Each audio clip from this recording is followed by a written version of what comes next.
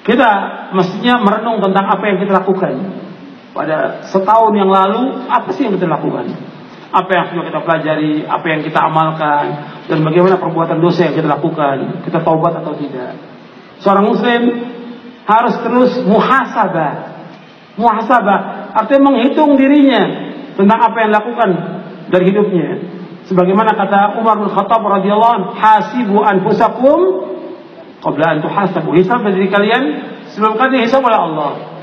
Ada satu hadis dari Abu Barzah Al-Aslami radhiyallahu anhu. Ia berkata, setelah bersabda Rasulullah sallallahu alaihi wasallam, tidaklah bergeser kedua kaki seorang hamba nanti pada hari kiamat, melainkan Allah akan tanyakan tentang 4 pertanyaan. Yang pertama, Allah akan tanyakan tentang umurnya, dihabiskan untuk apa. Yang kedua, tentang ilmunya, diamalkan atau tidak. Yang ketiga, tentang harta, dari mana dia peroleh dan kemana dihabiskan. Dan yang keempat, capeknya, lelahnya, letihnya untuk apa. Hadis ini diriwayatkan oleh Imam At-Tirmidzi, dan Tirmidzi kata hadis ini hasan sahih. Diriwayatkan juga oleh Imam Ad-Darimi, dan disesuaikan juga oleh Syekh Al-Albani rahimahullah kitabnya Silsilah Hadits As-Shahihah. Anda perhatikan di sini, Nabi SAW menyebutkan dalam hadis ini ada 4 pertanyaan. Ini untuk semua, untuk saya dan bukan untuk semuanya. Bahwa tidak bergeser keluar ini seorang hamba, maka akan ditanyakan 4 pertanyaan. Kalau disebutkan 4, bukan sebagai pembatas 4. Banyak pertanyaan yang akan ditanya. Yang asas sekali, yang asas masalah tauhid kepada Allah akan ditanya. Yang kedua akan ditanya bagaimana kita mengikuti Rasulullah atau tidak. Itu yang asas sebelum pertanyaan-pertanyaan yang lain. Sebagaimana kata Imam Nuqayyim di dalam kitabnya, Allah akan tanyakan kepada manusia 2 perkara. Yang pertama, madza kuntum ta'budun? Yang kedua, wa madza ajabtumul mursalin? Yang pertama, bagaimana kalian beribadah kepada Allah? Yang kedua, bagaimana kalian menyambut seruannya para rasul? Arti yang pertama, bagaimana kalian mentauhidkan Allah? Yang kedua, bagaimana kalian, apakah kalian mengikuti Rasul atau tidak? Yang akan ditanya. Nah, kemudian ditambah lagi dengan pertanyaan yang lain. Di antaranya 4 pertanyaan ini sebagai renungan. Yang pertama, umur kita. Antum coba, umur ini antum habiskan untuk apa? Jadi umur itu dihabiskan untuk apa?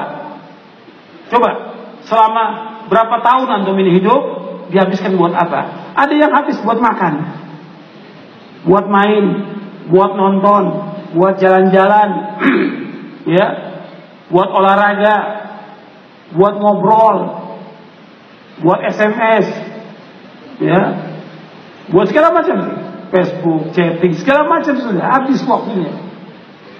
Ditanya, buat apa waktunya?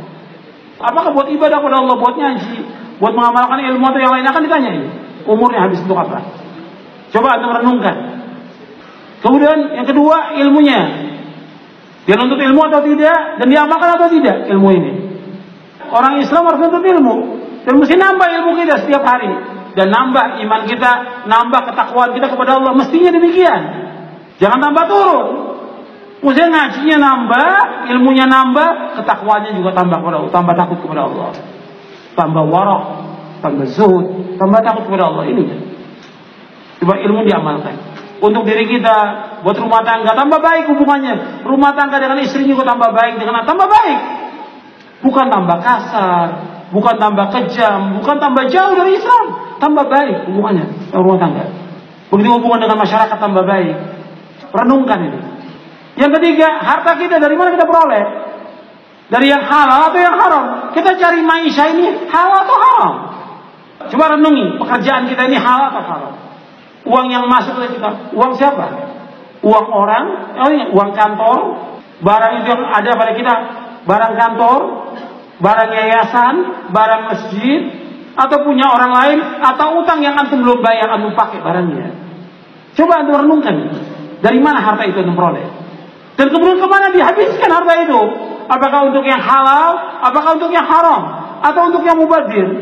Untuk yang bid'ah, untuk yang syirik? Akan ditanya oleh Allah harta itu. Dihabiskan untuk apa? Apa dihabiskan untuk mubadzir? Seperti banyak kaum muslimin habiskan uangnya untuk merokok, untuk bid'ah. Ini haram, rokok haram. Sepakat seluruh ulama tentang haramnya. Hatta Majelis Ulama Indonesia menjelaskan tentang haramnya fatwanya. Tinggalkan. Mubazir itu namanya setan. Dan gak ada manfaat sama sekali. Uang ini bukan uang kita. Allah yang memberikan kepada kita. Allah akan tanya kemana dihabiskan uang itu. Apakah untuk yang sia-sia, untuk yang foya-foya, untuk yang haram, atau untuk yang bid'ah akan ditanya oleh Allah. Kemudian yang terakhir, yang keempat, yang akan ditanyakan oleh Allah pada hari kiamat, tentang capeknya kita, lelahnya kita, letihnya kita untuk apa? Kita capek untuk apa? Apakah capek untuk begadang, capek untuk nonton, capek untuk olahraga, capek untuk main, atau capek kita untuk membaca kitabullah? Atau kita capek untuk membaca sunnah Nabi SAW?